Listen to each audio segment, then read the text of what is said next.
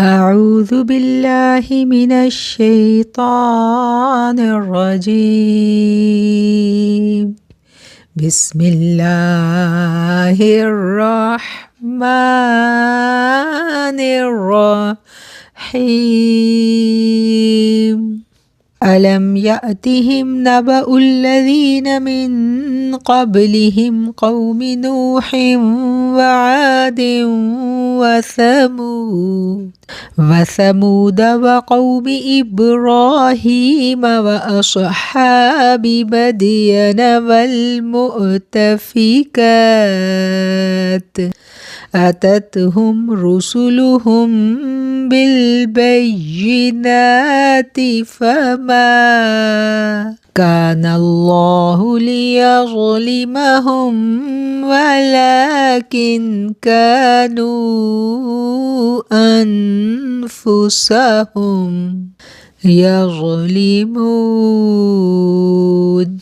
کیا ان لوگوں تک ان لوگوں کی خبر نہیں پہنچی جو ان سے پہلے گزرے تھے، یعنی قوم نوح اور عاد اور سمود اور قوم ابراہیم اور اہل مدین اور وہ بستیاں جنہیں الٹ دیا گیا آئے تھے، ان سب کے پاس ان کے رسول روشن نشانیاں لے کر، اور اللہ کا یہ دستور نہیں ہے کہ وہ ظلم کرتا ہے ان پر، بلکہ وہ خود ہی اپنی جانوں پر ظلم کرتے رہتے تھے۔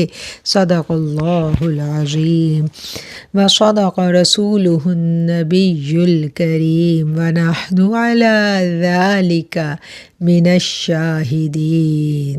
آیت نمبر 70 سورہ توبہ۔ اسی آیت سے ہم اپنے آج کے درس قرآن کا آغاز کریں گے کہ اے اللہ، ایک مرتبہ ہمارے دلوں کو دینداری کی جانب، قرآن کریم کی محبت اور قرآن کریم کی تعلیمات کی جانب رغبت عطا فرما دینے کے بعد دوبارہ ہمارے دلوں کو کجی اور گمراہی کی جانب مت موڑنا، ہمیں دین اسلام پر زندہ رکھنا اور ایمان کی بہترین حالت میں ہمیں واپس بلانا۔ آمین ثم آمین۔ اے اللہ، میں تجھ سے سوال کرتی ہوں ایسے علم کا جو نفع بخشنے والا ہو، اور پاکیزہ رزق کا اور مقبول عمل کا۔ اللہم انی اسألک علما نافعا ورزقا طیبا وعملا متقبلا۔ آمین ثم آمین۔ رب اشرح لی صدری ویسر لی امری واحلل عقدۃ من لسانی یفقہوا قولی۔ ربی زدنی علما، ربی زدنی علما، ربی زدنی علما۔ آمین ثم آمین۔ اعوذ باللہ السمیع العلیم من الشیطان الرجیم من ہمزہ ونفخہ ونفثہ۔ اللہم صل علی سیدنا و مولانا محمد معدن الجود والکرم منبع العلم والعلم والحلم والحکم وبارک وسلم۔ لاکھوں کروڑوں درود و سلام میرے آقا علیہ السلام پر اور آپ کی آل پر اور آپ کے اصحاب پر، جن کے وسیلے سے ہمیں قرآن کریم ملا اور جن کی برکتوں سے الحمدللہ ہم دائرہ اسلام میں داخل ہوئے، ہم دائرہ اسلام میں موجود ہیں، الحمدللہ ثم الحمدللہ۔ اللہم انی اعوذ بک من زوال نعمتک وتحول عافیتک وفجاءۃ نقمتک وجمیع سخطک۔ اللہم انی اعوذ بک من جہد البلاء ودرک الشقاء وسوء القضاء وشماتۃ الاعداء۔ آمین ثم آمین۔ پچھلی آیات میں ہم نے غزوہ تبوک کے بارے میں پڑھا، اور اب اللہ تعالیٰ مخاطب ہو کے فرما رہے ہیں کہ کیا ان لوگوں تک خبر نہیں پہنچی؟ ان سے پہلی قوموں کی، عرب کے جو لوگ تھے ان تک ان ساری قوموں کی خبریں پہنچی ہوئی تھیں، ان کو ان کے عذابوں کا بھی پتہ تھا، ان قوموں کی تباہی اور بربادی کا بھی پتہ تھا، اور وہ ابراہیم علیہ السلام کے دین سے بھی واقفیت رکھتے تھے، یہ سب جانتے تھے، اور اسی پر میرا رب سے پوچھ رہا ہے کہ کیا انہیں خبر نہیں پہنچی؟ اور ایسا نہیں ہے کہ یہ قومیں اگر عذاب کے بعد برباد کر دی گئی ہیں، تو اس میں اللہ نے ان پر ظلم کیا، بلکہ وہ اپنے اوپر خود ہی ظلم کرنے والے تھے، کیونکہ انہوں نے پیغمبر کی بات کو قبول نہیں کیا تھا۔ والمؤمنون والمؤمنات بعضهم اولیاء بعض یأمرون بالمعروف وینہون عن المنکر ویقیمون الصلاة ویؤتون الزکاة ویطیعون اللہ ورسولہ اولئک سیرحمهم اللہ ان اللہ عزیز حکیم۔ مومن مرد اور مومن عورتیں ایک دوسرے کے دوست ہیں۔ مومن مرد اور مومن عورتیں ایک دوسرے کے مددگار ہیں، حکم کرتے ہیں نیکی کا اور روکتے ہیں برائی سے، اور نماز کو قائم کرنے والے ہیں اور زکوٰۃ کو ادا کرنے والے ہیں، اور اطاعت کرتے ہیں اللہ کی اور اطاعت کرتے ہیں اس کے رسول صلی اللہ علیہ وآلہ وسلم کی۔ یہی لوگ ہیں جن پر ضرور رحم فرمائے گا اللہ تعالیٰ، بے شک اللہ غالب اور حکمت والا ہے۔ یہ بڑی امپورٹنٹ آیت ہے اس لحاظ سے کہ یہاں مومن کی صفت بیان کی گئی ہے، ایک ایسی صفت اگر وہ ہر اسلام قبول کرنے والے مسلمان کے اندر پیدا ہو جائے، یعنی کہ ہر کلمہ گو شخص مومن کے درجے پر پہنچ جائے، تو پھر معاشرہ جو ہے نا گل و گلزار بن جائے۔ کوئی بھی مومن جو ہے وہ دوسرے مومن کے خلاف اپنے دل میں بغض اور کینہ اور بدگمانی، اس طرح کی کچھ بھی چیز وہ اپنے دوسرے مومن بہن بھائی کے لیے نہیں رکھ سکتا۔ یہ سب فطری جذبات ہیں انسان کے اندر، حسد، بغض، کینہ فطرتاً، یعنی اس کے اندر یہ چیزیں ہیں۔ جیسے اللہ تعالیٰ نے کہا ہے نا کہ فَأَلْهَمَهَا فُجُورَهَا وَتَقْوَاهَا، کہ اس کے اندر الہام کر دیا گیا فجور کو بھی، یعنی کہ جو بری خصلتیں ہیں وہ بھی اس کے اندر موجود ہیں، اور اس کے اندر اللہ کا نور بھی موجود ہے، یعنی دونوں چیزیں موجود ہیں۔ جو ہی نیگیٹو خیالات اور برائی کی باتیں اس کے اندر ابھرتی ہیں، کسی کو دیکھ کر بغض، حسد اور کینے کے جذبات، اس طرح کا کوئی بھی نیگیٹو گمان دل میں جو ہی پیدا ہوتا ہے، مومن اسی وقت کیا کرتا ہے؟ مومن اللہ کی طرف رجوع کرتا ہے۔ اسی لیے کہا گیا کہ جب کسی پر نعمت دیکھو تو فوراً ماشاءاللہ کہہ دو کہ یہ تو اللہ کی طرف سے ہے۔ جب اللہ کا جی چاہا تو اللہ نے اس کو دے دی۔ تو ہر مومن جو ہے وہ دوسرے مومن کی عزت کا رکھوالا ہوتا ہے۔ اس کی بیک پر بھی کسی کو نہیں پتا کہ میرا جو دوست ہے وہ پیچھے سے میرا سچا دوست ہے یا پیچھے سے میری وہ غیبت اور چغلی اور بیک بائٹنگ اس میں سبقت لے جاتا ہے، یہ کسی کو نہیں پتا۔ ہاں، کیسے پتہ چلتا ہے کہ یہ میرا دوست حقیقی دوست ہے؟ کیسے پتہ چلتا ہے؟ اس کے ایمان سے۔ اگر اس کا ایمان اعلیٰ درجے کا ہے تو وہ کبھی بھی اپنے دوست کی پیٹھ پیچھے اس کی پیٹھ میں چھرا نہیں کھونپتا۔ آج کیا ہے؟ آج ہم دوستوں سے محروم ہو گئے ہیں، آج ہمیں اچھے ساتھی نہیں ملتے، اچھی کمپنی نہیں ملتی۔ کیوں؟ کیونکہ بغض اور کینہ اور حسد جو ہے نا یہ ہمارے دلوں میں جڑ پکڑ چکا ہے۔ تو مومن جو ہے اس کے دل میں یہ کبھی جڑ نہیں پکڑتا۔ اس لیے ہمیں جب بھی کوئی نیگیٹو خیالات آنے لگے ہمیں فوراً اپنے ایمان کا تجزیہ کرنا ہے اور اس آیت کو یاد کر لینا ہے کہ مومن ہی مومن کا مددگار ہے، مومن ہی مومن کا دوست ہے۔ اگر میرا ایمان اچھا ہے تو کبھی ایسا نہیں ہو سکتا کہ اللہ تعالیٰ مجھے بے ایمان دوست دے۔ اگر کوئی بے ایمان دوست میری جانب دوستی کا ہاتھ بڑھا بھی لے، میں اسے دوستی کر بھی لوں، تو کچھ ہی عرصے میں اللہ تعالیٰ ہم میں جدائی ڈال دیں گے، کیونکہ یہ قدرت کا قانون ہے کہ دوست جو ہے نا اپنے دوست کے مذہب پر ہوتا ہے۔ جو اگر ایک دوست پازیٹیو ہے تو اس کا دوست بھی پازیٹیو ہوگا۔ ایمان والا جو ہے نا وہ ایمان والے کی دوستی میں ہی رہے گا، اور یہ ایمان والے کے اوپر اللہ کی بڑی بلیسنگ ہوتی ہے کہ اس کو ایمان والے دوست مل جائیں۔ ادروائز کیا ہے کہ یہ بغض، کینہ، حسد، یہ ساری چیزیں ایسی ہیں جنہوں نے معاشرے سے خوشیوں کو دوچ لیا ہے۔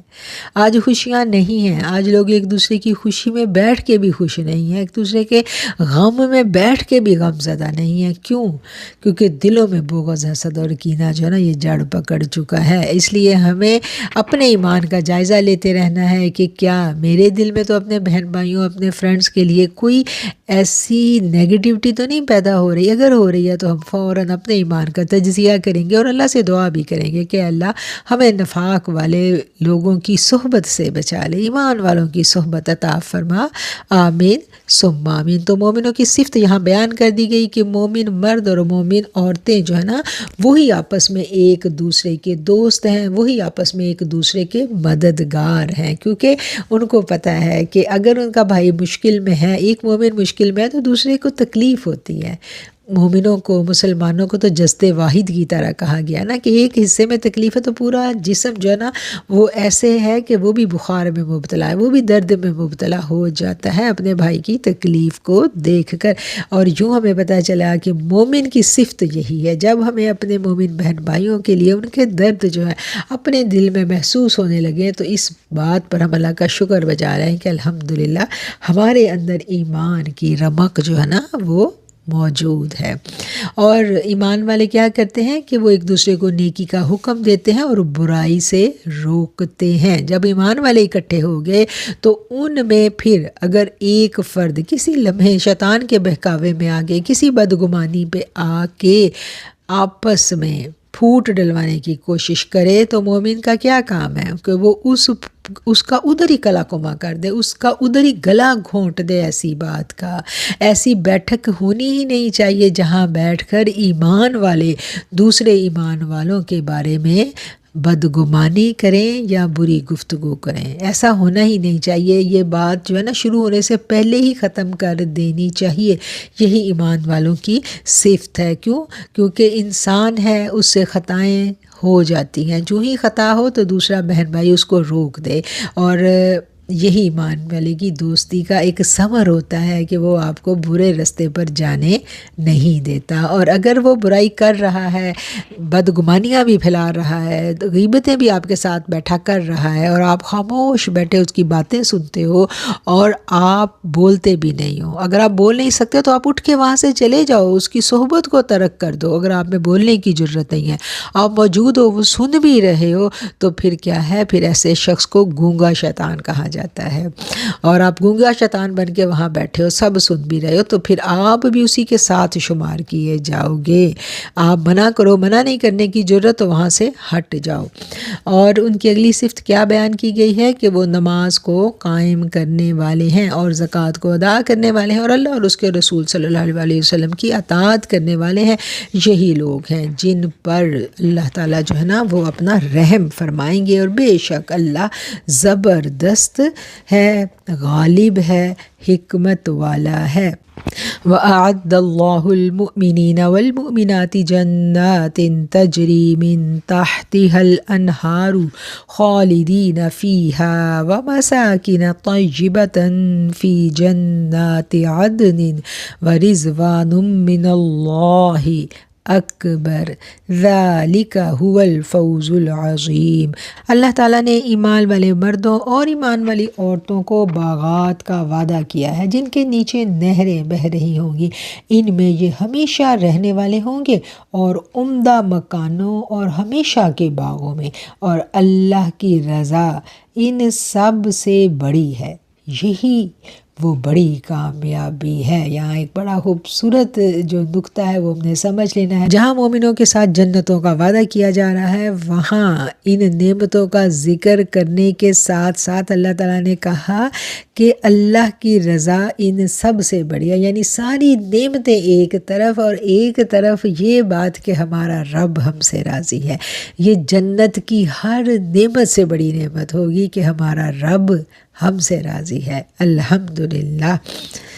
اور جس شخص کو اس دنیا میں یہ احساس ہو جائے کہ میرا رب مجھ سے راضی ہے تو اس کی جنت تو اسی دنیا میں بن گئی نا۔ تو یہ کب ہمیں پتہ چلتا ہے کہ میرا رب مجھ سے راضی ہے؟ یہی سوال جب ہم نے اپنے بزرگوں سے کیا، اپنے ٹیچر سے کیا، تو انہوں نے بتایا کہ جب آپ کے دل میں یہ احساس پیدا ہونا شروع ہو جائے، یہ احساس راسخ ہو جائے کہ میں اللہ سے راضی ہوں الحمدللہ، تو سمجھ لیجئے کہ پھر آپ کا رب بھی آپ سے راضی ہے۔ اللہ فرماتے ہیں نا کہ اے اطمینان والی جان، یا ایتھا النفس المطمئنہ ارجعی الی ربک راضیۃ مرضیہ، لوٹ جا اپنے رب کی طرف، وہ تجھ سے راضی اور تو اس سے راضی۔ تو یہ راضی برضا جو ہے نا، یہ دونوں طرف بڑا خوبصورت تعلق ہے اللہ کا اور اس کے بندے کا۔ یا ایھا النبی جاہد الکفار والمنافقین واغلظ علیہم ومأواہم جہنم وبئس المصیر، اے نبی کافروں اور منافقوں سے لڑائی کیجیے اور ان پر سختی کیجیے، اور ان کا ٹھکانہ دوزخ ہے اور وہ بری جگہ ہے۔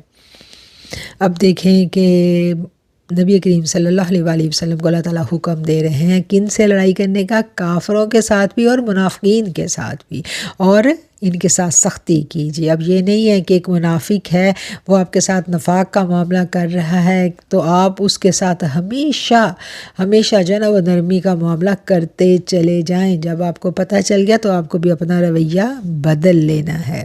اے نبی کافروں اور منافقوں سے لڑائی کیجیے اور ان پر سختی کیجیے۔ اسی ضمن میں مفسرین کرام جو ہے نا ایک واقعہ لکھتے ہیں، غزوہ تبوک کا واقعہ ہے کہ نبی کریم صلی اللہ علیہ وآلہ وسلم جب تبوک سے واپس تشریف لا رہے تھے تو 12-13 منافقین نے تہیہ کیا کہ رات کو جب آقا علیہ الصلوۃ والسلام سفر کر رہے ہوں گے اور کسی گھاٹی کے دھانے پر پہنچیں تو انہیں دھکا دے کر گرا دیا جائے۔ چنانچہ آقا علیہ الصلوۃ والسلام تشریف لے جا رہے تھے، حذیفہ بن یمان اونٹنی کی نکیل پکڑے آگے آگے تھے اور عمار پیچھے پیچھے۔ جب اونٹنی ایک گھاٹی کے کنارے پر پہنچی تو 12 آدمیوں نے، جنہوں نے اپنے چہرے ڈھانپے ہوئے تھے، راستہ روک کر کھڑے ہو گئے۔ آقا علیہ الصلوۃ والسلام نے انہیں للکارا تو بھاگ کھڑے ہوئے۔ حضور صلی اللہ علیہ وآلہ وسلم نے حذیفہ اور عمار سے دریافت کیا، کیا تم نے ان لوگوں کو پہچانا؟ انہوں نے عرض کی، یا رسول اللہ صلی اللہ علیہ وآلہ وسلم، انہوں نے اپنے چہرے چھپائے ہوئے تھے، ہم تو انہیں نہیں پہچان سکے۔ آقا علیہ الصلوۃ والسلام نے فرمایا، ہؤلاء المنافقون الی یوم القیامۃ، یہ ازلی بدبخت ہیں، قیامت تک یہ منافق ہی رہیں گے۔ رسول اللہ صلی اللہ علیہ وآلہ وسلم نے فرمایا، یہ اس مقصد کے لیے آئے تھے کہ مجھے کھائی میں گرا دیں۔ انہوں نے عرض کی، یا رسول اللہ آپ ان کے قتل کا حکم صادر فرما دیجئے۔ نبی کریم صلی اللہ علیہ وآلہ وسلم نے فرمایا، میں یہ بات پسند نہیں کرتا کہ عرب کے لوگ یہ کہیں کہ محمد صلی اللہ علیہ وآلہ وسلم ایک قوم کو ساتھ لے کر لوگوں سے لڑتے رہے اور جب غالب آ گئے تو اسی قوم کو قتل کرنا شروع کر دیا۔ پھر عرض کی، اے اللہ انہیں دبیلہ کے تیر مار۔ ہم نے پوچھا، یا رسول اللہ یہ دبیلہ کیا ہے؟ فرمایا، یہ آگ کا شعلہ ہے جو ان کی رگے دل پر پڑے گا اور انہیں ہلاک کر دے گا۔ استغفر اللہ ربی من کل ذنب واتوب الیہ۔ تو یوں ہمیں پتہ چلا کہ منافقین جو ہیں، دیکھیں جنگ سے واپس آ رہے ہیں، جیت چکے ہیں، لیکن ان کے دلوں کا نفاق ٹھنڈا ہی نہیں ہو رہا، وہ کم ہو ہی نہیں رہا۔ جنگ جیت گئے ہیں، انہوں نے فتح دیکھ لی، اتنی بڑی فتح مسلمانوں کو ملی ہے اور مسلمان اتنا سارا مال غنیمت لے کر جو ہے نا واپس جا رہے ہیں، اس کے باوجود ان کے دل کا نفاق۔ اب دل کا نفاق کتنی ایک بری ترین چیز ہے کہ یہ انسان کو کہاں سے کہاں تک لے جاتا ہے۔ جب تک انسان بربادی کے آخری دھانے تک نہیں پہنچ جاتا بلکہ مکمل طور پر برباد نہیں ہو جاتا، یہ نفاق اس کو نہیں چھوڑتا۔ اس لیے ہمیں قرآن پاک پڑھنے کے بعد جو سب سے زیادہ محنت کرنے کی ضرورت ہے وہ اپنے قلوب پر ہے، اپنے دلوں پر ہے۔ نفاق جو ہے نا یہ دل کی بیماری ہے اور یہ اتنی خاموشی کے ساتھ دل کے اندر پیدا ہوتی ہے، اس کی جڑیں ایسے گہری ہوتی چلی جاتی ہیں۔ ایک خیال ہوتا ہے، ایک بدگمانی کا خیال جو شیطان وسوسے کی صورت میں آپ کے کے کان میں آ کے پھونک دیتا ہے، اور بس، اور وہاں سے پھر جو ہے نا اس کا بیج دل میں بویا جاتا ہے۔ اور اس کے کرنے کا کام کیا ہوتا ہے کہ جو ہی بدگمانی اور وسوسے کا خیال آئے، کوئی ایسی صحبت، ایسی سنگت آپ کو مل جائے کہ جو آپ کے دل میں بدگمانیوں کی جو بیج جو ہے نا وہ بونے کی کوشش کرے، تو آپ ایسی دوستیوں کو دفع کر دیں، ایسی صحبتوں، ایسی سنگتوں کو اوائڈ کریں۔ اور اگر شیطان آپ کے دل میں ایسے خیالات ڈال رہا ہے تو لا حول ولا قوت الا باللہ العلی العظیم کی کثرت کریں۔ تو یہ ایک خطرناک ترین بیماری ہے جو آپ کو برباد کر کے رکھ دیتی ہے۔ اللہ تعالیٰ ہم سب کو نفاق کی اس قبیح بیماری سے بچا کر رکھے۔ وہی دعا جو آقا نے مانگنی سکھائی، اللہم طہر قلبی من النفاق وعملی من الریاء ولسانی من الکذب وعینی من الخیانت فإنک تعلم خائنۃ الأعین وما تخفی الصدور۔ آمین ثم آمین۔ یحلفون باللہ ما قالوا ولقد قالوا کلمۃ الکفر وکفروا بعد اسلامہم وہموا بما لم ینالوا وما نقموا الا ان اغناہم اللہ ورسولہ من فضلہ فإن یتوبوا یک خیرا لہم وإن یتولوا یعذبہم اللہ عذابا علیما فی الدنیا والآخرۃ وما لہم فی الارض من ولی ولا نصیر۔ اللہ کی قسمیں کھاتے ہیں کہ ہم نے نہیں کہا، اور بے شک انہوں نے کفر کا کلمہ کہا ہے اور مسلمان ہونے کے بعد کافر ہو گئے، اور انہوں نے قصد کیا تھا ایسی چیز کا جو نہیں پا سکے، اور یہ سب کچھ اسی کا بدلہ تھا کہ انہیں اللہ اور اس کے رسول صلی اللہ علیہ وسلم نے اپنے فضل سے دولت مند کر دیا ہے۔ سو اگر وہ توبہ کریں تو ان کے لیے بہتر ہے، اور اگر وہ منہ پھیر لیں تو اللہ انہیں دنیا اور آخرت میں دردناک عذاب دے گا، اور انہیں روئے زمین پر کوئی دوست اور کوئی مددگار نہیں ملے گا۔ اس آیت کو سمجھنے کے لیے ہم چلتے ہیں اس آیت کے شان نزول کی طرف۔ آقا علیہ الصلوۃ والسلام تشریف فرما ہے اور بارگاہ رسالت میں ثعلبہ بن حاطب حاضر ہوتے ہیں اور کہتے ہیں کہ یا رسول اللہ صلی اللہ علیہ وسلم، اللہ تعالیٰ سے دعا کیجئے کہ وہ مجھے مالدار کر دے۔ نبی کریم صلی اللہ علیہ وسلم نے فرمایا، اے ثعلبہ، کیا تمہیں یہ بات پسند نہیں کہ تم میری طرح رہو؟ اگر میں چاہتا تو یہ پہاڑ سونے کے بن جاتے اور میرے ساتھ ساتھ چلتے۔ اس نے پھر وہی عرض کی کہ حضور دعا فرما دیجئے کہ میں مالدار ہو جاؤں، اور مجھے خدا کی قسم جس نے آپ کو نبی برحق مبعوث فرمایا ہے، اگر مجھے دولت مل گئی تو میں ہر حقدار کا حق ادا کروں گا۔ آقا علیہ الصلوۃ والسلام نے پھر فرمایا، اے ثعلبہ، تھوڑا مال جس کا تم شکر ادا کر سکو اس زیادہ مال سے بہتر ہے جس کا تم شکر ادا کرنے سے قاصر رہو۔ لیکن اس نے پھر اپنی عرض دہرائی۔ رسول اللہ صلی اللہ علیہ وسلم نے اس کے لیے دعا فرما دی، فرمایا، اللہم ارزقہ مالا، اے اللہ اس کو مال عطا فرما۔ اب کیا تھا کہ نبی کریم صلی اللہ علیہ وسلم نے اس کے لیے دعا فرمائی تو اس کے لیے رزق کے دروازے کھل گئے۔ اس نے چند بکریاں خریدی اور اس میں اتنی برکت ہوئی کہ مدینہ میں کوئی حویلی ایسی نہیں تھی جہاں اس کا مال سما سکے۔ باہر دور جنگل میں اس نے ڈیرا بنا لیا۔ پہلے تو یہ حالت تھی کہ صبح و شام مسجد نبوی میں چکر لگتے تھے، اور اسی وجہ سے لوگ ان کو مسجد کی کبوتری، حمامۃ المسجد کہا کرتے تھے۔ اب پہلے دن کو غیر حاضری ہوئی، پھر رات کو بھی غیر حاضری ہونے لگی۔ ہفتے میں صرف جمعہ کی نماز پڑھنے مسجد نبوی میں آیا کرتے تھے، لیکن ریوڑ کی غیر متوقع افزائش کے باعث مصروفیت اتنی بڑھ گئی کہ جمعہ تو کیا عید کے دن بھی حاضری نصیب نہ ہوتی۔ اسی اسنا میں زکوٰۃ کا حکم آ گیا۔ نبی کریم صلی اللہ علیہ وسلم نے اپنے 2 اصحاب کو اس کے پاس روانہ کیا۔ اس نے کہا، یہ تو بہت زیادہ ہے، تم ذرا آگے سے ہو کے آؤ، میں سوچتا ہوں۔ وہ دونوں وہاں سے سلیمی کے پاس چلے گئے۔ اس نے صلبہ کی بات سن لی تھی، اس نے اپنے بہترین جانور زکوٰۃ کے لیے بخوشی پیش کر دیے۔ جب واپسی پر ان اصحاب کا ان کے پاس سے گزر ہوا تو کہنے لگا ذرا وہ خط تو دکھاؤں، دیکھو اس میں کیا لکھا ہے۔ پڑھنے کے بعد کہنے لگا یہ تو جزیہ ہے، تم جاؤ میں سوچوں گا۔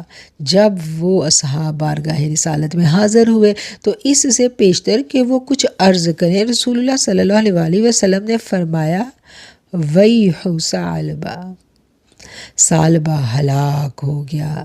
اور سلیمی کے لیے آقا علیہ الصلوۃ والسلام نے دعا فرمائی۔ چنانچہ ثعلبہ کے بارے میں یہ آیت نازل ہوئی۔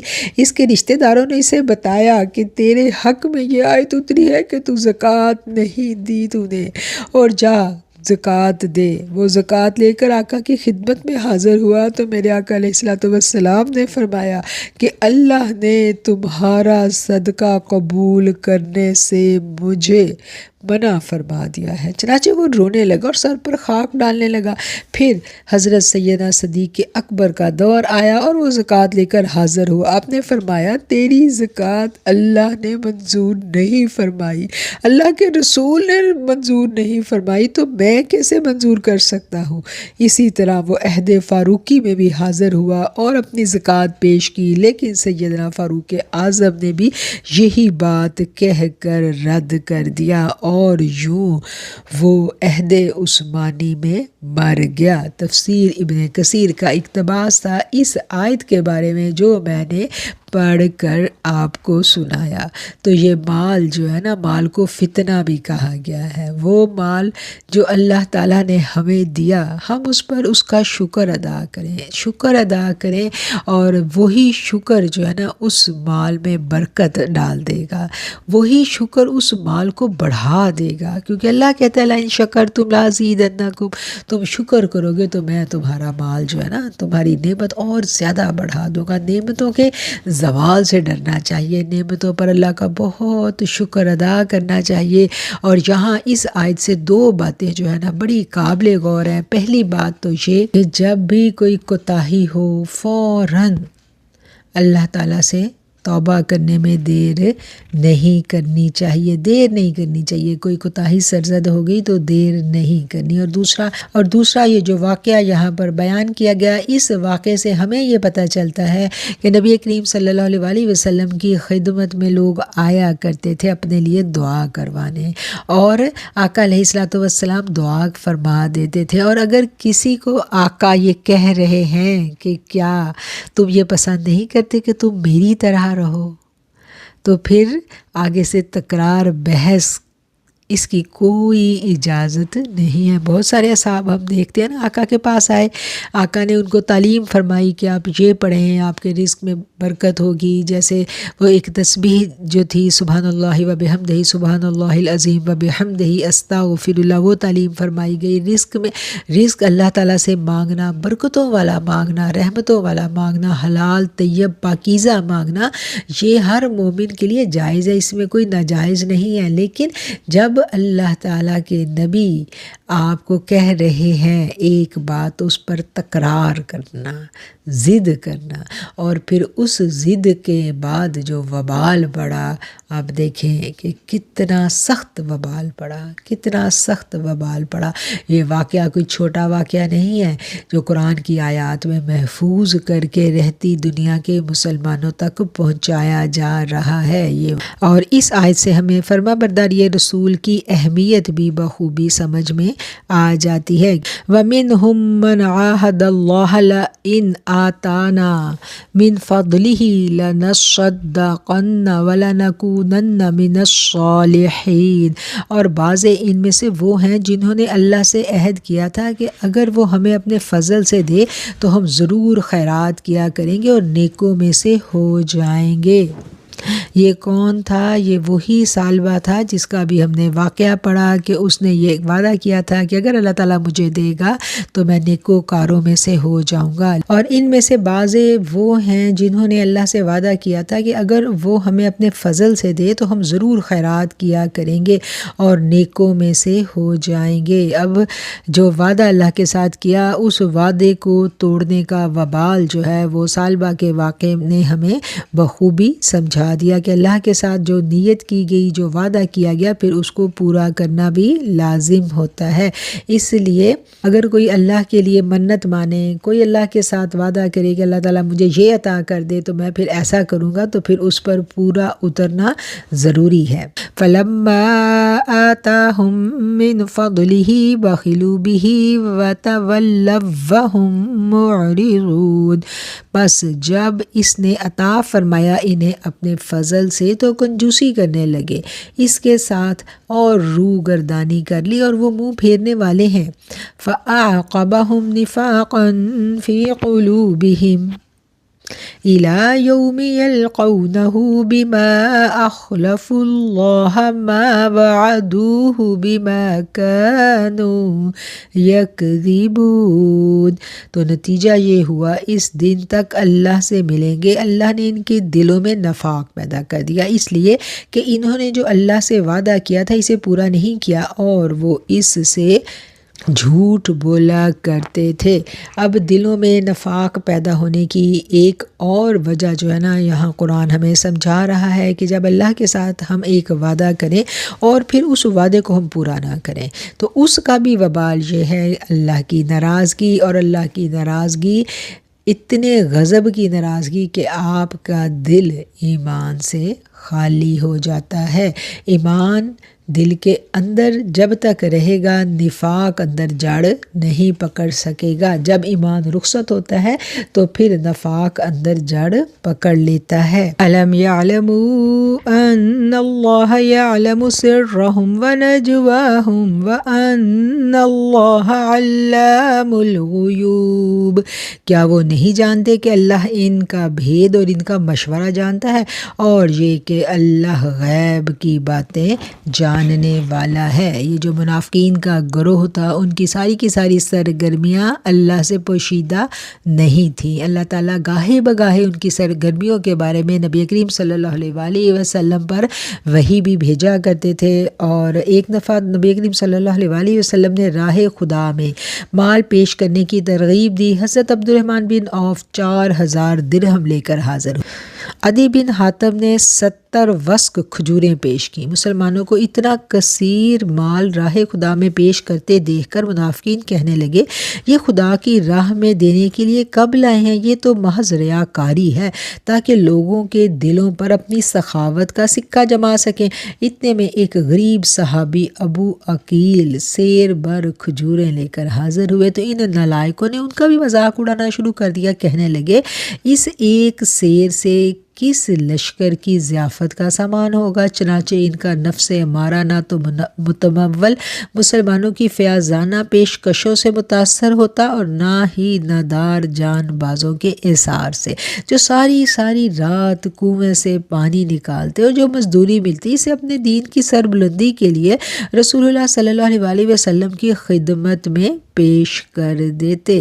تو یہ وہ لوگ تھے جو منافقین مسلمانوں کی صفوں میں گھسے، جن کا کام صرف اور صرف معترض ہونا تھا، اور آج بھی ایمان والوں کی صفوں میں ایسے لوگ موجود ہوتے ہیں جنہوں نے ہر حال میں اعتراض ہی کرنا ہوتا ہے، ان کا کام ہی معترض ہونا ہوتا ہے، ہر کام میں کیڑے نکالنے ہیں انہوں نے، کوئی کام ہے اگر زیادہ ہے تو اس پر بھی کیڑا، اگر کم ہے تو اس میں بھی نقص بھی نہیں۔ تو یہ خسائل جو ہے نا یہ منافقین کے خسائل ہیں، اور ان کو کھول کر جو ہے نا ادھر اس صورت میں بیان کیا گیا، بلکہ قرآن میں گاہے بگاہے منافقین کی جو بد خصلت ہے اس کو بیان کیا گیا۔ کیوں؟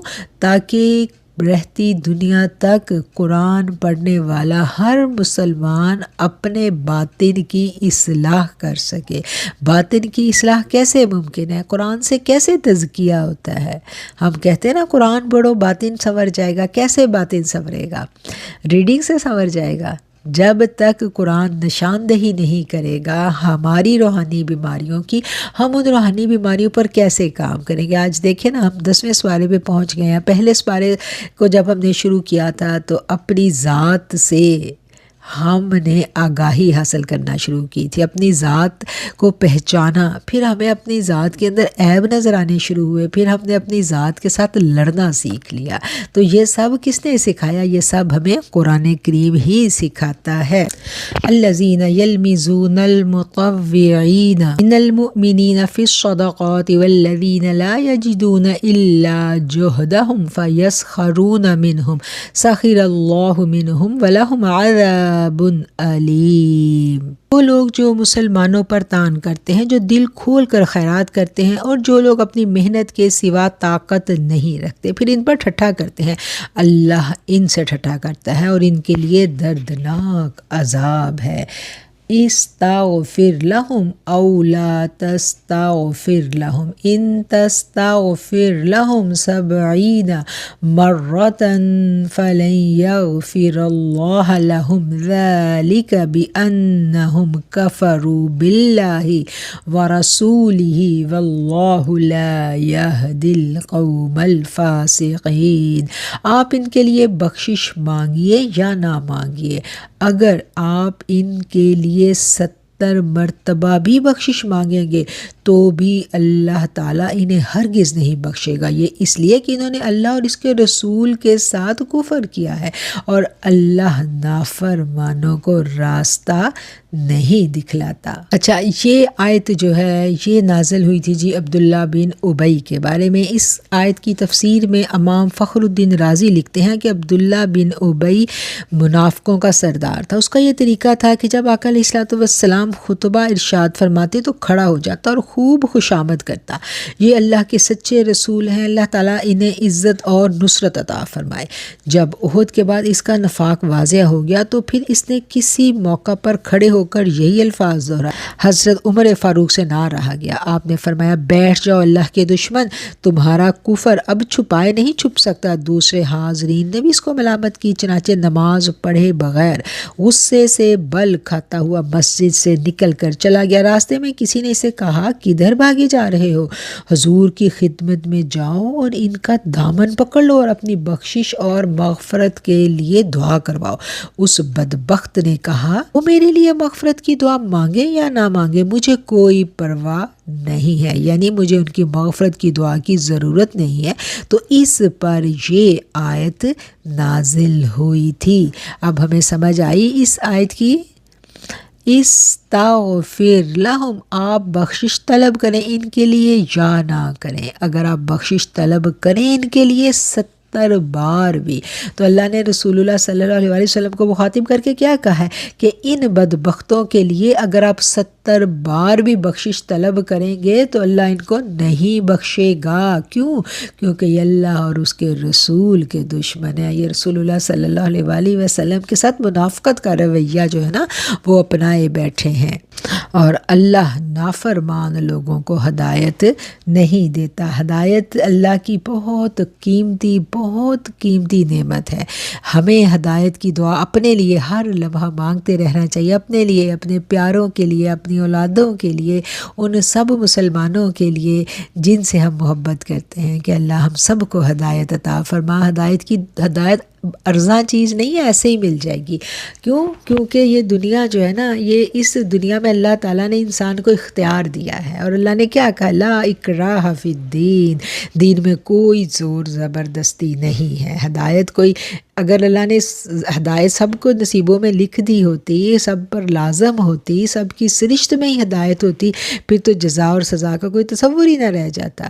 تو یہ جو جزا اور سزا کا تصور ہے، سزا کس کو ملے گی؟ کیونکہ اس کو اختیار دیا گیا۔ اب اس کو اختیار ہے، وہ کس اختیار کو اختیار کرتا ہے، یعنی اس کو یہ اختیار ہے وہ بدی کا رستہ اپنائے یا اچھائی کا رستہ اپنائے۔ اس کی نیت ٹھیک ہے، وہ اچھائی کی طرف جانا چاہتا ہے تو اللہ سے دعا کرتا ہے، پھر اللہ اس کی نیت کو دیکھتا ہے، اس کی دعا کو قبول کر لیتا ہے۔ اگر اس کی نیت خراب ہے لیکن وہ دوسرے جو مومن ہیں ان کی ترقی دیکھ کے ان کے اندر گھسنا چاہتا ہے کہ دیکھو یہ کیا کرتے ہیں، جاسوسیاں کرنے والے تو ہر زمانے میں ہی موجود تھے نا، آج بھی ایسے لوگ ہوتے ہیں، جہاں کہیں وہ دیکھتے ہیں کہ لوگ قرآن سیکھ رہے ہیں، اندر گھسنے کی کوشش کرتے ہیں، اور اندر گھس کر ان کا کیا کام ہوتا ہے؟ صرف اور صرف مسلمانوں کی اس جماعت کو نقصان پہنچانا۔ ہوتے وہ مسلمان ہیں، بظاہر وہ آپ سے بھی اچھا قرآن پڑھتے پڑیں گے۔ بظاہر وہ بڑے فرما بردار اور بہت لپک لپک کر دین کا کام کرنے والے ہوں گے، لیکن چونکہ ان کے دلوں میں نفاق ہے تو نفاق جو ہے نا، اس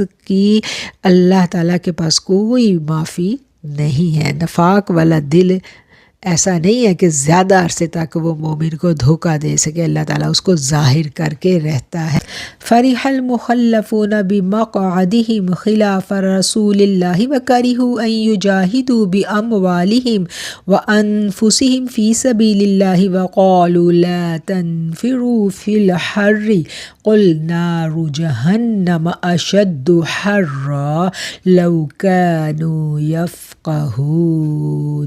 جو لوگ پیچھے رہ گئے وہ رسول اللہ صلی اللہ علیہ وسلم کی مرضی کے خلاف بیٹھ رہنے سے خوش ہوتے ہیں اور اس بات کو ناپسند کیا کہ اپنے مالوں اور جانوں سے راہ خدا میں لڑیں، اور کہا گرمی میں مت نکلو، کہہ دیجئے دوزخ کی آگ کہیں زیادہ گرم ہے، کاش یہ لوگ سمجھ سکتے، لو کانوا یفقہون۔ یہ غزوہ تبوک پر پیچھے بیٹھ رہنے والوں کے بارے میں جو ہے نا یہ آیات اتری تھی۔ فَلْيَضْحَكُوا قَلِيلًا وَلْيَبْكُوا كَثِيرًا جَزَاءً بِمَا كَانُوا يَكْسِبُونَ۔ سو وہ تھوڑا سا ہنسیں اور زیادہ روئیں، ان کے اعمال کے بدلے ہیں جو وہ کیا کرتے تھے۔ تھوڑا سا ہنسیں اور زیادہ روئیں۔ اس آیت کی تفسیر میں علامہ قرطبی نے لکھا ہے کہ یہ دنیا فانی ہے، چند روزہ زندگی میں وہ خوشیاں منا لیں، اور آخرت کی زندگی جو ہے نا وہ ہمیشہ کی ہے، اور جب آخرت کی زندگی میں ان کو ابدی عذاب دیا جائے گا تو یہاں چند دنوں کی ہنسی اور وہ ابدی عذاب، ہمیشہ کا رونا اور یہاں چند دنوں کا ہنسی مذاق۔ تو اس کے بارے میں یہاں علامہ قرطبی نے اس آیت کی تفسیر میں لکھا ہے جزاء بما کانوا، یہ بدلہ ہے اس کا جو انہوں نے کمایا تھا۔ فَإِن رَجَعَكَ اللَّهُ إِلَىٰ طَائِفَةٍ مِّنْهُمْ فَاسْتَأْذَنُوكَ لِلْخُرُوجِ فَقُل لَّن تَخْرُجُوا مَعِيَ أَبَدًا وَلَن تُقَاتِلُوا مَعِيَ عَدُوًّا إِنَّكُمْ رَضِيتُم بِالْقُعُودِ أَوَّلَ مَرَّةٍ فَاقْعُدُوا مَعَ الْخَالِفِينَ۔ پھر اگر اللہ تعالیٰ آپ کو دوبارہ سے لے جائے ان کے کسی گروہ کے پاس اور وہ آپ سے اجازت طلب کریں کہ آپ کے ساتھ جہاد پر نکلیں گے، تو آپ فرما دیجئے نہیں نکلو گے تم میرے ہمراہ کبھی بھی، اور ہرگز جنگ نہیں کرو گے میری معیت میں کسی دشمن کے ساتھ۔ تم نے خود پسند کیا تھا گھر بیٹھ رہنا پہلی مرتبہ بھی، تو اب بیٹھے رہو پیچھے رہ جانے والوں کے ساتھ۔ وَلَا تُصَلِّ عَلَىٰ أَحَدٍ مِّنْهُمْ مَاتَ أَبَدًا وَلَا تَقُمْ عَلَىٰ قَبْرِهِ إِنَّهُمْ كَفَرُوا بِاللَّهِ وَرَسُولِهِ وَمَاتُوا وَهُمْ فَاسِقُونَ۔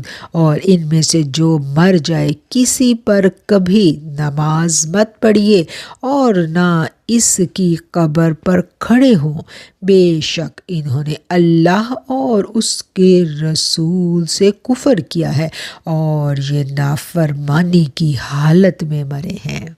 یہ بڑی امپورٹنٹ آیت ہے کہ اللہ تعالیٰ نے نبی کریم صلی اللہ علیہ وآلہ وسلم کو اعلان قرآن کریم میں یہ حکم فرما دیا کہ آپ نے ان لوگوں کے لیے نہ تو نماز جنازہ پڑھنی ہے اور نہ ہی ان کی قبر پر کھڑے ہو کر آپ نے دعا کرنی ہے۔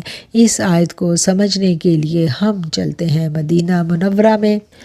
منافقین نے جنگ تبوک میں شرکت نہ کر کے اپنے آپ کو آشکار کر دیا تھا، تو اللہ تعالیٰ نے اپنے حبیب کو حکم دے دیا کہ آپ بھی اب ان کے ساتھ پہلے جیسی نرمی اور الفت کا برتاؤ نہیں کریں۔ اسی لیے اب ان کو آئندہ آقا علیہ السلام کی معیت لڑائی میں شرکت کرنے سے روک دیا گیا اور یہ حکم فرما دیا گیا اب ان کی نماز جنازہ بھی آپ نہیں پڑھا کریں گے، نہ ہی ان کی قبر پر آپ تشریف لے جائیں گے۔ ان کے کفر و گمراہی نے انہیں اس قابل ہی نہیں چھوڑا کہ رحمت الہی ان کی جانب مائل ہو۔ حضرت ابن عباس سے مروی ہے کہ جب عبداللہ بن ابی مرض موت میں مبتلا ہوا تو نبی کریم صلی اللہ علیہ وسلم اس کی عیادت کے لیے تشریف لے کر گئے۔ اس نے التماس کی کہ جب وہ مر جائے تو رسول اللہ صلی اللہ علیہ وسلم اس کی نماز جنازہ پڑھیں اور اس کی قبر پر بھی آپ تشریف فرما ہوں۔ پھر اس نے ایک آدمی بھیجا اور عرض کی کہ کفن کے لیے اسے قمیض عطا کی جائے۔ نبی کریم صلی اللہ علیہ وسلم نے جو اپنے اوپر پہنی ہوئی قمیض تھی وہ بھیج دی۔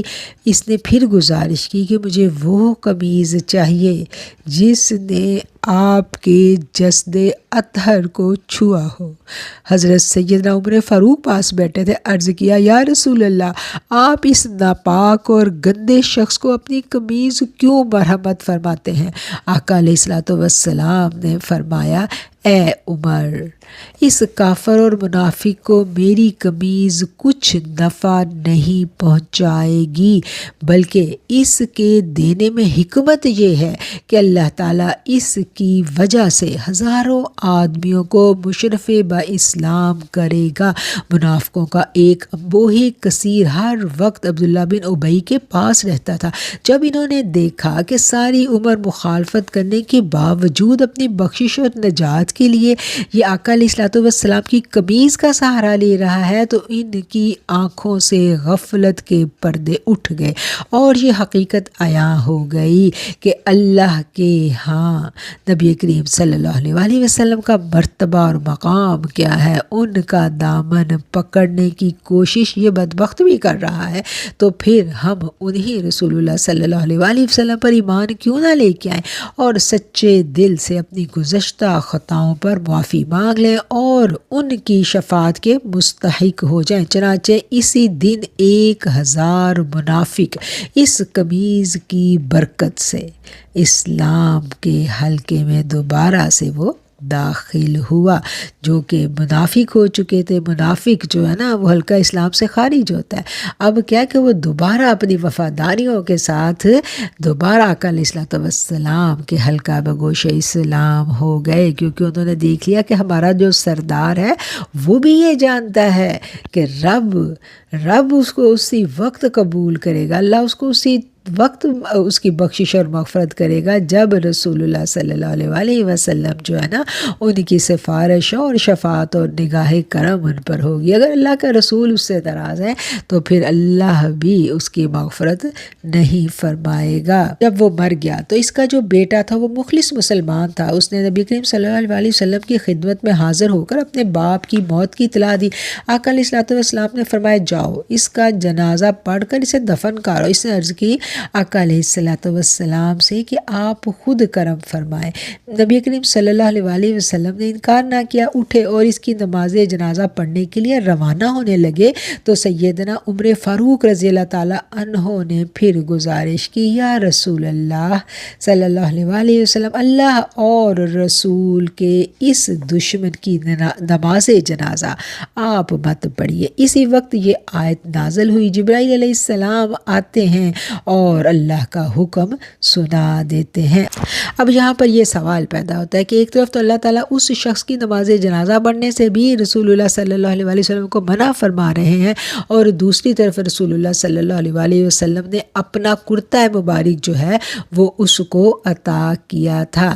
تو اس کی وجہ پہلی وجہ تو اوپر بتا دی گئی کہ 1000 آدمی صرف اس کرتے کی وجہ سے جو ہے نا انہوں نے اسلام کو قبول کیا تھا، اور دوسری وجہ جو ہے وہ مفسرین کرام لکھتے ہیں کہ جنگ بدر میں حضرت عباس نبی کریم صلی اللہ علیہ وسلم کے جو قریبی رشتہ دار تھے، جب وہ گرفتار ہو کر آئے ہیں اور انہوں نے ابھی تک اسلام قبول نہیں کیا تھا، ان کا کرتا جو ہے نا وہ پھٹ چکا تھا اور نبی کریم صلی اللہ علیہ وسلم نے ان کو اپنا جسم ڈھانپنے کے لیے اپنی قمیض عطا فرمائی، تو وہ سائز جو تھا نا ان کے پورا نہیں تھا کیونکہ وہ بہت قداور تھے اور اتنا لمبا قد جو ہے نا وہ عبداللہ بن ابی کا ہی تھا، اور عبداللہ بن ابی وہاں موجود تھا، اس نے اپنا کرتا جو تھا ان کو دیا تھا۔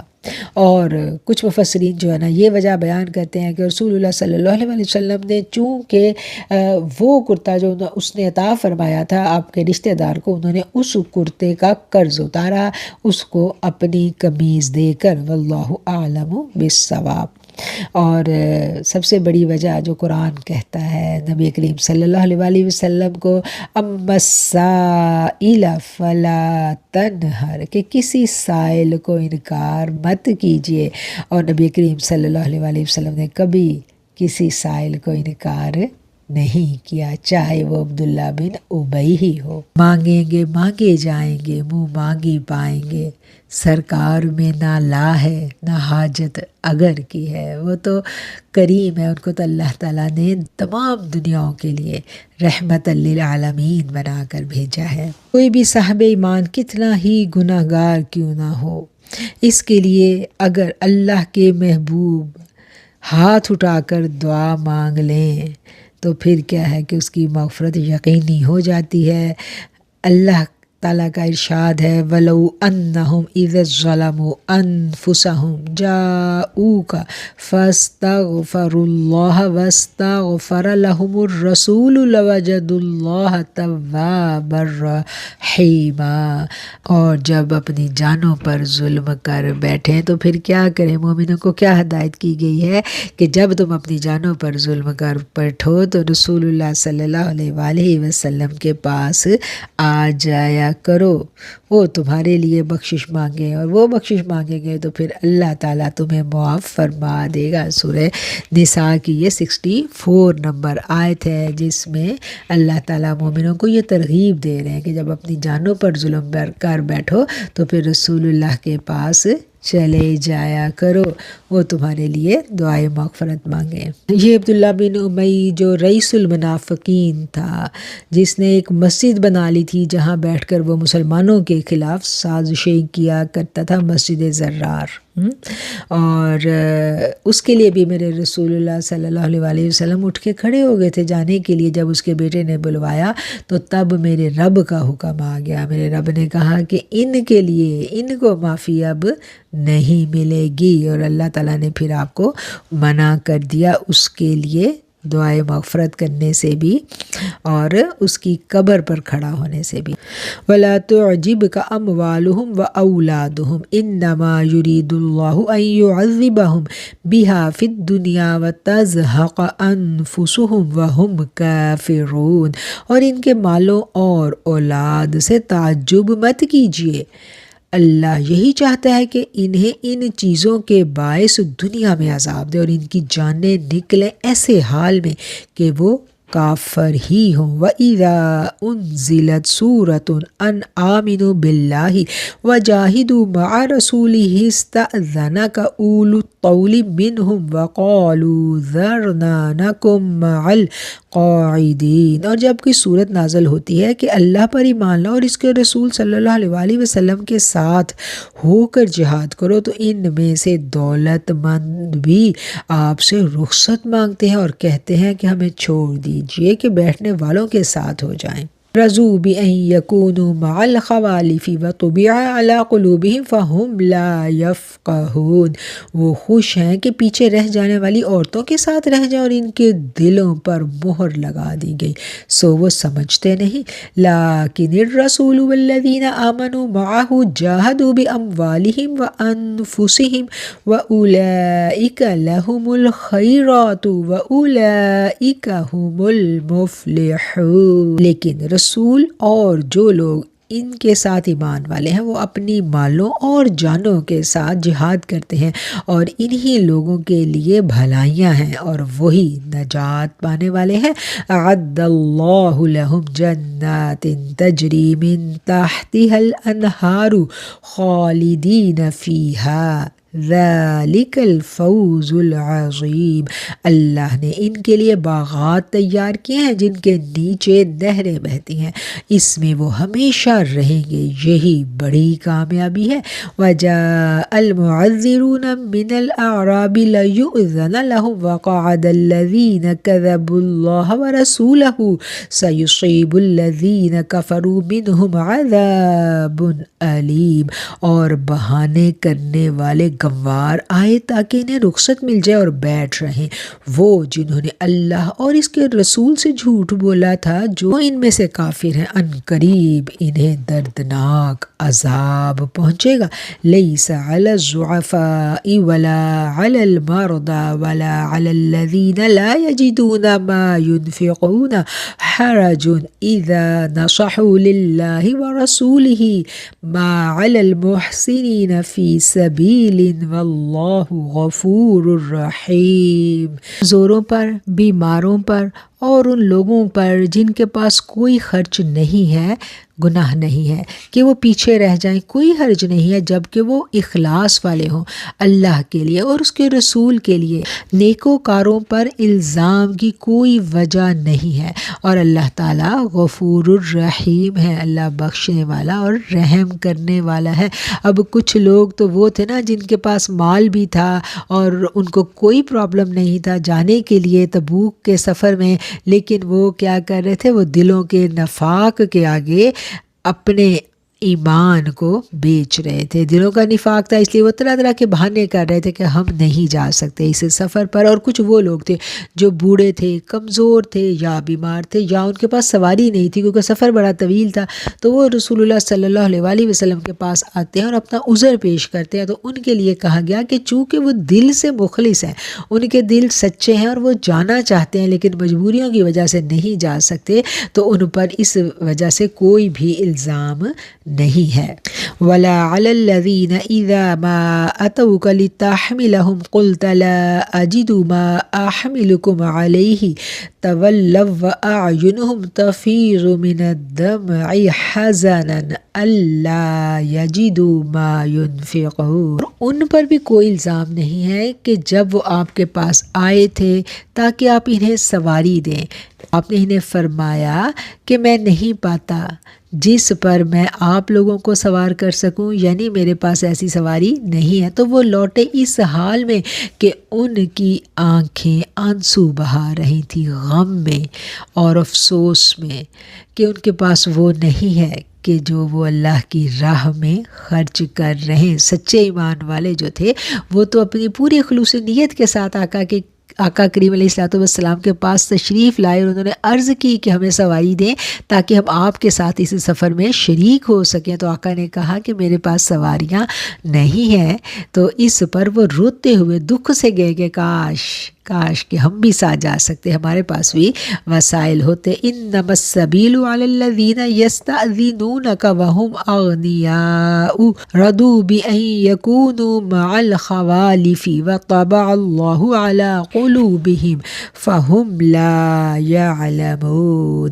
الزام ان لوگوں پر ہے جو دولت مند ہیں اور آپ سے اجازت طلب کرتے ہیں، اس بات سے وہ خوش ہوتے ہیں کہ پیچھے رہ جانے والیوں کے ساتھ رہ جائیں، اور اللہ نے ان کے دلوں پر مہر لگا دی ہے، بس وہ سمجھتے نہیں ہیں۔ یعنی یہاں پر وہ جو لوگ اجازت طلب کر رہے تھے، وسائل ہونے کے باوجود ان کے بارے میں کہہ دیا گیا کہ یہ جو کچھ کر رہے ہیں، اس کرنے کے سبب اب اللہ نے ان کے دلوں پر ہی مہر لگا دیا، ان کو سمجھ ہی نہیں آ رہی حق اور سچ جو ہے نا، ان کی آنکھوں سے اب اس چیز کی پہچان ہی سلب کر لی گئی ہے۔ تو یہ اللہ کی ناراضگی کی بڑی سپرلیٹو ڈگری ہوتی ہے کہ جب آپ سچ کو پہچان ہی نہ سکیں، اور یہ خوفناک وبال کب انسان پر پڑتا ہے، یہ بہت بڑی سزا ہے کہ آپ حق اور سچ میں آپ کو فرق ہی نہ محسوس ہو۔ یہ بہت بڑی سزا ہے اللہ کی۔ کیا ایک تو وہ ہے نا کہ آپ حق کا ساتھ نہیں دے رہے، اس پر آپ نادم ہیں، آپ روتے ہیں، آپ کہتے ہیں کہ اللہ جی میں یہ نہیں کر پا رہا، مجھے معاف کر دے۔ دو باتیں نا، ایک تو کر پا نہیں رہے اور دوسرا یہ ہے کہ آپ کے پاس وسائل ہی نہیں ہے کرنے کے۔ دونوں باتیں ہیں نا، تو یہ دونوں جو ہے نا یہ قابل قبول ہیں۔ لیکن ایک تیسری وہ بات ہے کہ آپ سچ کو سچ مان ہی نہیں رہے، آپ کے پاس وہ جو فرقان ہے نا، حق اور باطل میں فرق کرنے والی قوت، آپ کی وہ قوت ہی سلب کر لی گئی ہے، آپ پہچان ہی نہیں پا رہے سچ کو۔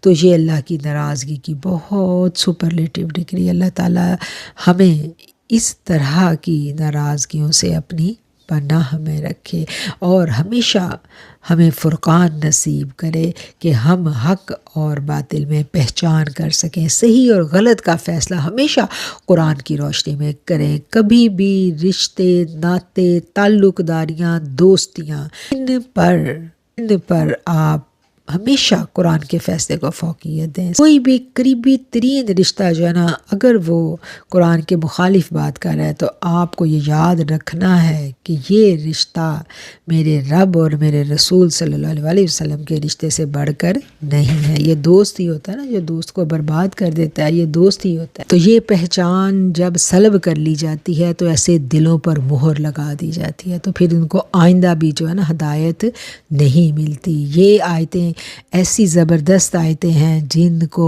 ہم نے اپنی زاد راہ کی ٹوکری میں سب سے اوپر رکھنا ہے، اپنی پہچان کے لیے کہ ہمیں اپنی پہچان ہو جائے ہم کہاں کھڑے ہیں۔ ہم کہیں محبتوں میں، دوستیوں میں، ان چکروں میں اپنے ایمان کا سودا تو نہیں کر رہے۔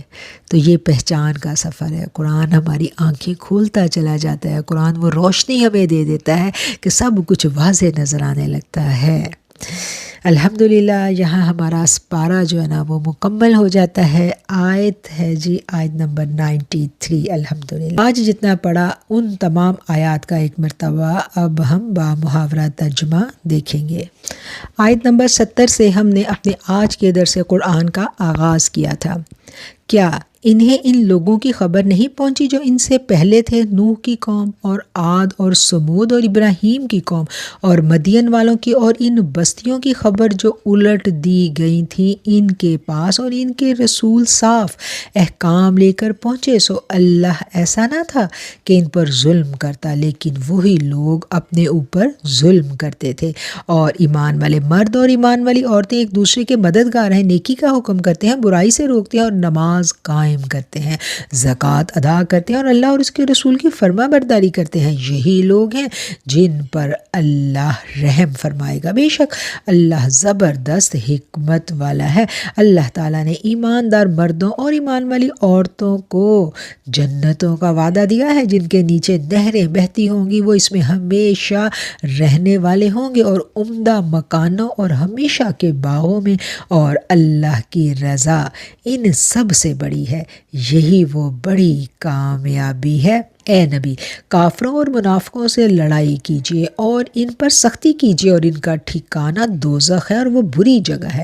اللہ کی قسمیں کھاتے ہیں کہ ہم نے نہیں کہا، بے شک انہوں نے کفر کا کلمہ کہا ہے اور مسلمان ہونے کے بعد کافر ہو گئے، اور انہوں نے قصد کیا تھا ایسی چیزوں کا جو نہیں پا سکے، اور یہ سب کچھ اسی کا بدلہ تھا کہ انہیں اللہ اور اس کے رسول اللہ صلی اللہ علیہ وسلم نے اپنے فضل سے دولت مند کر دیا ہے۔ سو اگر وہ توبہ کریں تو ان کے لیے بہتر ہے، اور اگر وہ منہ پھیر لیں تو اللہ انہیں دنیا اور آخرت میں دردناک عذاب دے گا، اور انہیں روئے زمین پر کوئی دوست، کوئی مددگار نہیں ملے گا۔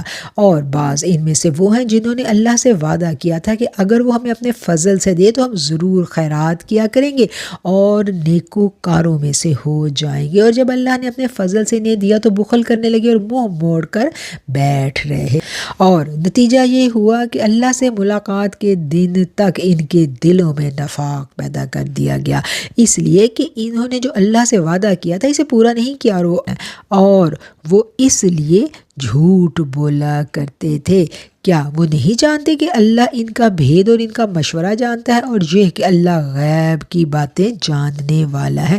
اور جو ان مسلمانوں پر تان کرتے ہیں اور جو دل کھول کر خیرات کرتے ہیں، اور جو لوگ اپنی محنت کے سوا طاقت نہیں رکھتے پھر ان پر ٹھٹھا کرتے ہیں، اللہ ان سے ٹھٹھا کرتا ہے اور ان کے لیے دردناک عذاب ہے۔ آپ ان کے لیے بخشش مانگیے یا نہ مانگیے، اگر آپ ان کے لیے 70 مرتبہ بھی بخشش مانگیں گے تو بھی اللہ انہیں ہرگز نہیں بخشے گا، یہ اس لیے کہ انہوں نے اللہ اور اس کے رسول سے کفر کیا ہے، اور اللہ تعالیٰ نافرمانوں کو راستہ نہیں دکھاتا۔ جو لوگ پیچھے رہ گئے وہ رسول اللہ صلی اللہ علیہ وسلم کی مرضی کے خلاف بیٹھ رہنے سے خوش ہوتے ہیں اور اس بات کو ناپسند کیا، اپنے مالوں اور جانوں سے اللہ کی راہ میں جہاد کرے، اور کہا گرمی میں مت نکلو، کہہ دیجئے دوزخ کی آگ اس سے کہیں زیادہ گرم ہے، کاش یہ سمجھ سکتے۔ سو وہ تھوڑا سا ہنسے اور زیادہ روئیں گے ان کے اعمال کے بدلے جو وہ کیا کرتے تھے۔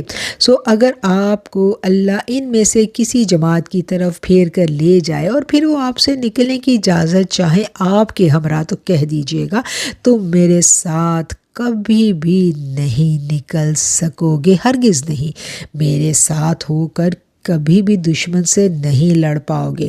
تمہیں پہلی مرتبہ بیٹھنا پسند آیا تھا، سو پیچھے رہنے والوں کے ساتھ بیٹھے رہو، اور ان میں سے جو مر جائے کسی پر بھی نماز جنازہ مت پڑھی اور نہ ان کی قبر پر کھڑے ہوں، بے شک انہوں نے اللہ اور اس کے رسول سے کفر کیا ہے اور وہ نافرمانی کی حالت میں مر گئے، اور ان کے مالوں اور اولادوں سے تعجب مت کیجیے، اللہ یہی چاہتا ہے کہ ان چیزوں کے باعث دنیا میں عذاب دے اور ان کی جانیں ایسے نکلیں کہ وہ کافر ہی ہوں، اور جب کوئی صورت نازل ہوتی ہے کہ اللہ پر ایمان لاؤ اور اس کے رسول کے ساتھ ہو کر جہاد کرو، تو ان میں سے دولت مند بھی آپ سے رخصت مانگتے ہیں اور کہتے ہیں کہ ہمیں چھوڑ دیجئے، بیٹھے رہنے والوں کے ساتھ ہو جائیں ہم۔ وہ خوش ہیں کہ پیچھے رہ جانے والی عورتوں کے ساتھ رہ جائیں، اور ان کے دلوں پر مہر لگا دی گئی ہے، سو وہ سمجھتے نہیں۔ لیکن رسول اور جو لوگ ان کے ساتھ ایمان والے ہیں وہ اپنے مالوں اور جانوں سے جہاد کرتے ہیں، اور انہی لوگوں کے لیے بھلائیاں ہیں اور وہی نجات پانے والے ہیں۔ اللہ تعالیٰ نے ان کے لیے باغات تیار کیے ہیں جن کے نیچے نہریں بہتی ہیں، اس میں وہ ہمیشہ رہیں گے، یہی بڑی کامیابی ہے۔ صدق اللہ العظیم وصدق رسولہ النبی الکریم ونحن علی ذلک من الشاہدین۔ الحمدللہ ثم الحمدللہ، ہم نے اپنا آج کا 10واں پارہ مکمل کر لیا۔ جتنا قرآن کریم ہم نے پڑھا، اس میں پڑھنے میں، بیان کرنے میں، سمجھنے میں، سمجھانے میں کہیں کوئی غلطی، کوئی کوتاہی، کوئی لغزش ہو گئی تو میرا اللہ مجھے معاف فرمائے۔ قرآن کریم کو سیکھنے اور سکھلانے کی یہ ادنا سی سعی میرا مالک بڑھا چڑھا کر قبول فرمائے، اور ہم سب کے گھروں میں رحمتیں، برکتیں بیش بہا نازل فرمائے، آمین ثم آمین۔ وآخر الدعوانا ان الحمد للہ رب العالمین۔